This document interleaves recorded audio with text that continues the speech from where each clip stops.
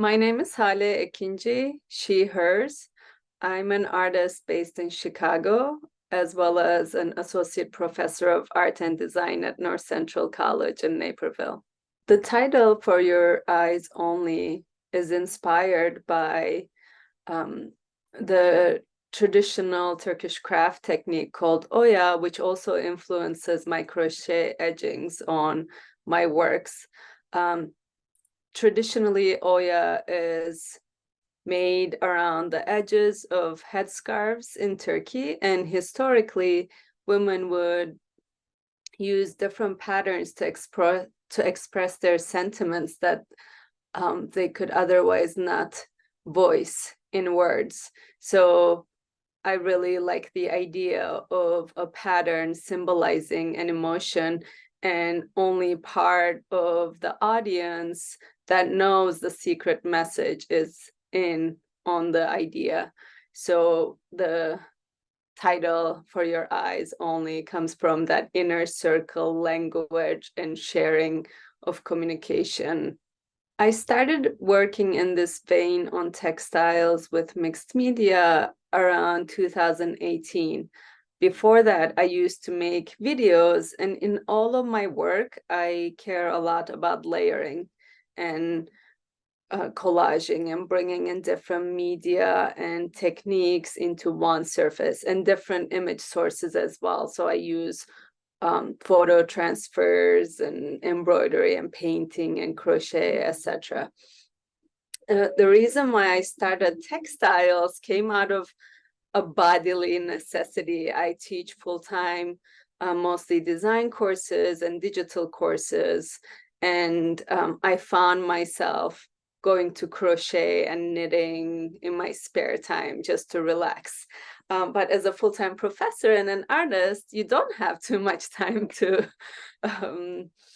relax or have hobbies. So I thought about how I could incorporate these things that are almost therapeutic to me into my artwork. And in my research, I came across oya. I mean, I have had scarves that my mom has given me with oya on the edges. So I always found them very delicate and interesting. But in my research, once I found out that it was also used as coded language, as an immigrant, I love that. I always think about language and translation in my video work that's based on my short stories as well. I would play with language, and I was inspired by the idea of this visual language that can be used in media that I actually also like to do physically in my hands. Turkish language is interesting. It's very poetic, and it actually has a limited number of words, but a ton of double meaning or words with more than two meanings, actually, which allows you to be really playful. So taking that as an inspiration, a lot of my titles play with direct translation and references to Turkish words or double meaning words that, again, touch on the idea of miscommunication as well as communication, and other ways of understanding each other. Again, especially as an immigrant, as a non-native English speaker, I always find it endearing as well as sometimes challenging to be able to express yourself in a different language. And I approach visual language as that too. And in a way, it's a bit more universal than speaking verbal language, where a lot of people can relate to my colors. A lot of people can feel a sense of home from a bed sheet. So I like playing with that, understanding each other and having a little bit of fun with it as well. When I talk about gendered labor in my work, I always have in mind traditional crafts that have been attributed to women and how undermined they have been historically around the world, not just in Turkey, not just in the West, but specifically around the world, where if a craft like knitting is attributed with a woman, it's not considered fine art. So I'm interested in this hierarchy in the art world, but also more broadly in valuing labor in general. If it's done by a woman, like doing house chores, it's not valued. It doesn't have a monetary equivalent in the working space. Whereas if it's a man that typically does it, it would be valued more. And especially in Turkish art history, traditionally there have been very strong guilds, and you see that if it's a male craft like copper or ceramic tiles, it would be a strong guild with strong labor ties to the palace, etc. Whereas textiles like rug making or embroidery was not as organized in labor circles. So there's that specific history as well. And same in the US. And I got my education in the US. So I have a Western education in the arts, taking photography, painting, printmaking, etc. But I grew up with women that always made crafts and textiles. My mom would sew my clothes. I would design things and then she would make them for me.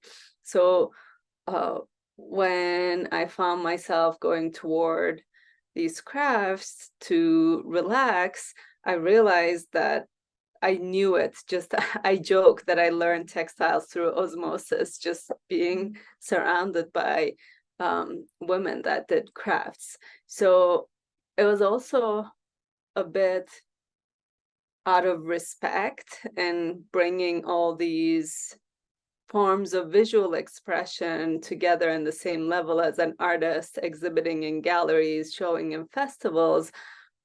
I found it important to bring some of these crafts that I learned from women into my work and bringing them into these fine art spaces. I play with portraits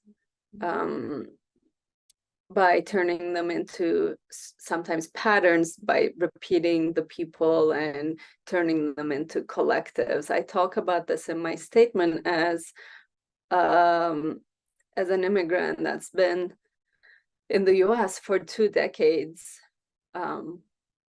where the individualistic tendencies are very strong, but having grown up in a very collective social culture, I still struggle between my 2 identities, whereas I enjoy my individualism, but I also miss and yearn for that connection that comes from a collective culture. And this is not good or bad, or I prefer this or that. So in my work, I play with that and try to investigate that a little bit through the visuals. So sometimes I turn people into patterns, and together they mean something else rather than this singular portrait. Or I obscure the faces using these French knots that people often ask about. And that started from desire to make these people anonymous, because I was using a lot of my family photos from Turkey or my husband's photos, who's from Indiana. I joke, like crossroads of America, where I like the idea of not being able to tell who's from where. And over time, as it became my visual signature, if you see those dots, you know there's a person. So sometimes nowadays I overlay a lot of the portraiture, but if you notice those dots, you know there's a person hidden in there. So I like that. That's become sort of my language.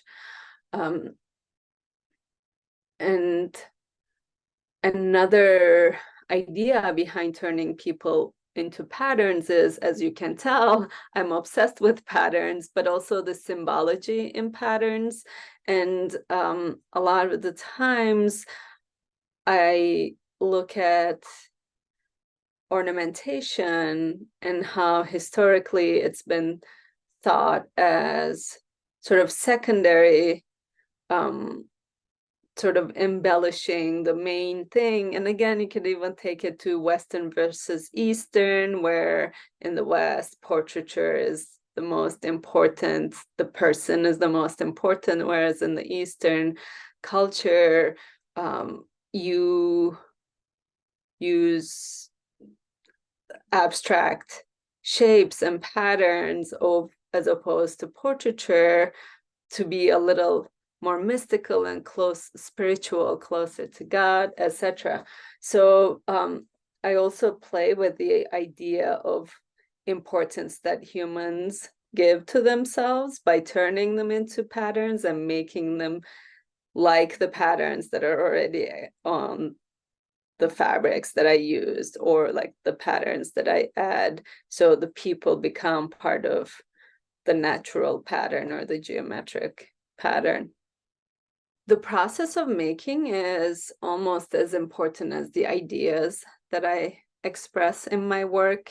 I love what I do, and that's partially why I do it. So I actually do it everywhere. It's not just my studio. So typically I collect textiles. A lot of them are found textiles, domestic textiles specifically. I like that connection to, again, femme spaces, and mostly bed sheets.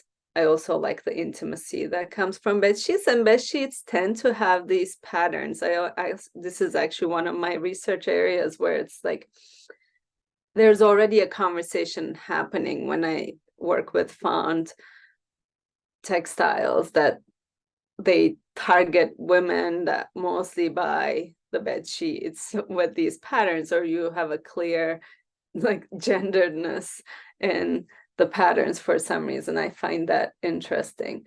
So, but I have a collection of those, and I start with them and a photograph. So typically I use my family photographs or my husband's, and lately I've also used archival images, mostly immigrants, or in this most recent body of work, women that are intimate but also ambiguous.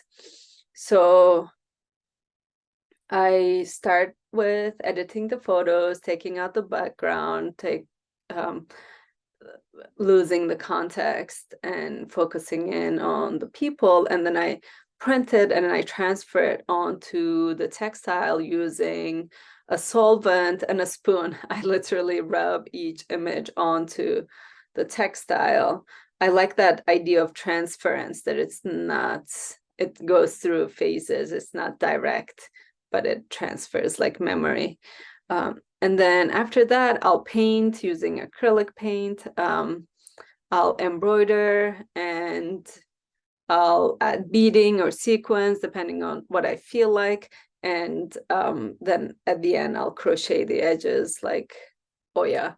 And typically, I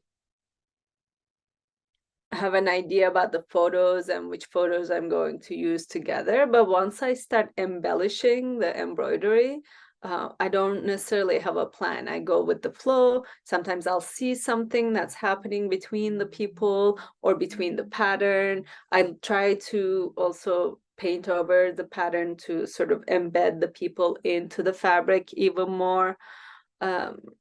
I have some symbols that I go to, like, again, traditional ornamentation from Ottoman Empire, like tulips, carnations that represent different things like power or love.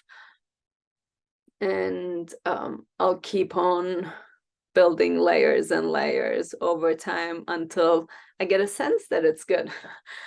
I also test out a lot though on the iPad. My design history and teachings affected a lot. Like I'll put it in Photoshop and test out different color combinations or test out ideas before I commit to it. I plan quite a bit as well. And I love color.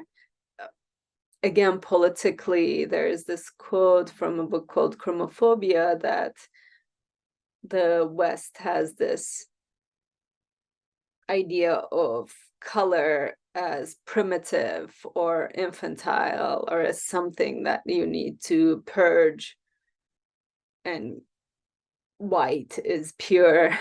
So to fight against that, and personally I always get drawn to color.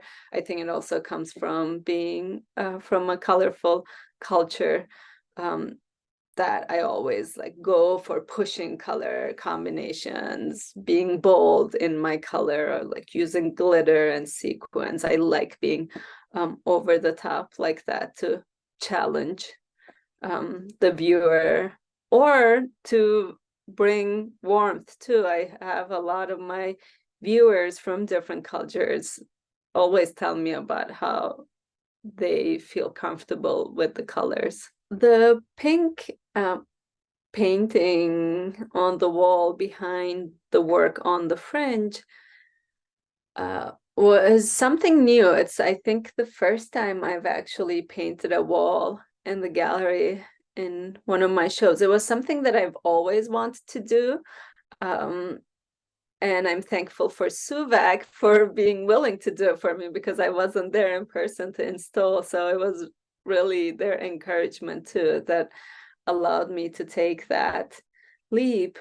And I'm really happy with it. And it's already giving me ideas for next, for upcoming exhibitions.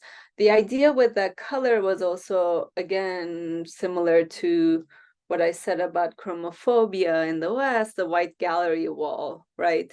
I wanted to disturb that a little bit.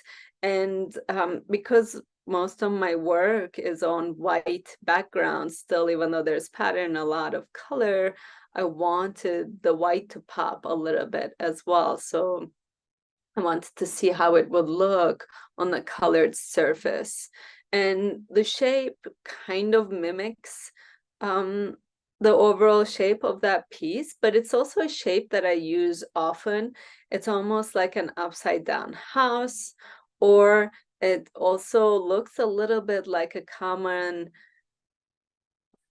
outline we have in prayer mats in Islam, where there's a sort of a arrow directing toward Mecca. Like I like, or sometimes I use that shape again on the bottom of my crochet to sort of taper it to an end. So that shape is a reoccurring form that I think about a lot, even though it's an abstract shape.